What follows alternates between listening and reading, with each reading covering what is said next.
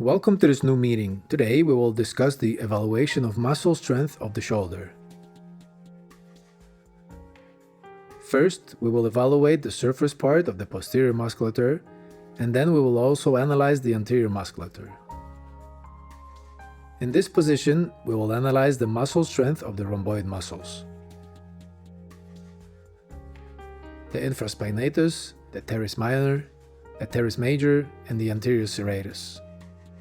Next, we will analyze the anterior musculature of the glenohumeral and the more superficial musculature for stability and movement of the scapula.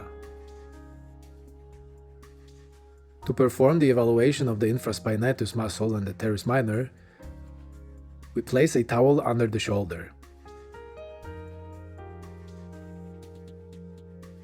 We put the arm externally with 90 degrees elbow flexion. We hold the arm with our hand and put the humerus to the external rotation.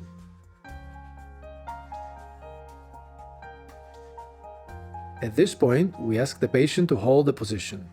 Hold the position.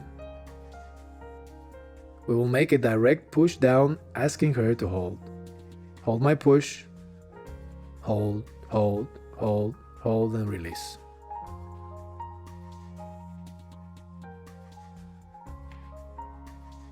For the evaluation of the teres major muscle, we place the hand behind the back, lift the elbow, ask the patient to maintain this position and stabilize. Hold my push. Hold, hold, hold. Hold and release.